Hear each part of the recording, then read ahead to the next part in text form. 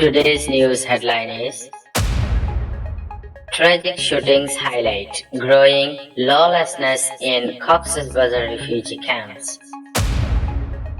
Details of the news. The Rohingya refugees in Cox's Bazar, particularly in Ukiah, have increasingly become hotspots for violence and criminal activity, largely driven by armed groups such as the Arakan Rohingya Salvation Army (Arsa) and the Rohingya Solidarity Organization (RRSO). Reports indicate that clashes between these factions are frequent, leading to a disturbing rise in murders, drug trafficking, and other criminal acts. In recent weeks, the situation has deteriorated sharply.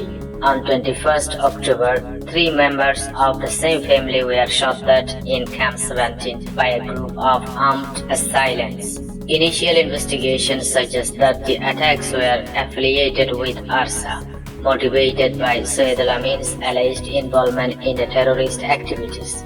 This incident highlights the indiscriminate nature of the violence, as even innocent family members are caught in the crossfire.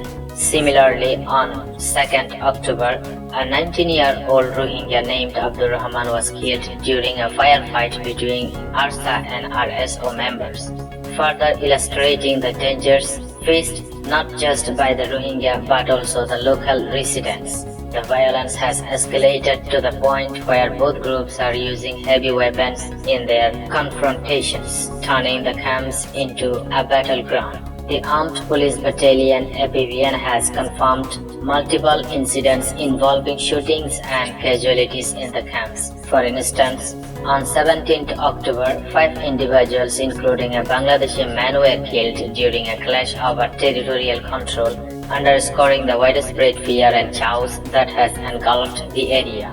Law enforcement has attempted to combat this surge in violence. Recently, APBN has arrested the commander of Arsa's gun group, Hussein Johar, who was apprehended with weapons, and another Arsa commander, Nurul Islam, found with a G3 rifle and ammunition. Both arrests reflect ongoing efforts to curb the influence of armed factions in the camps, although the effectiveness of these measures remain in question. Local officials, including the chairman of the Palonkali Union Porishad, have expressed frustration over the increasing frequency of violence incidents. They urge that despite arrest, many criminals exploit legal loopholes to evade justice, complicating efforts to maintain peace in the camps. The pervasive fear and lawlessness have left residents feeling helpless as daily life becomes overshadowed by the threat of violence. In summary, the situation in the Rohingya camps is dire, marked by escalating violence and rampant criminality driven by armed groups.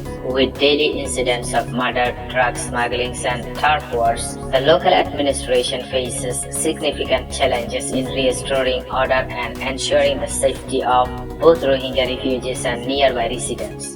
The urgent need for the effective law enforcement and community support has never been clearer as the cycle of violence continues to spiral out of control. Without intervention, the humanitarian crisis in these camps could deepen, posing broader implications for regional stability.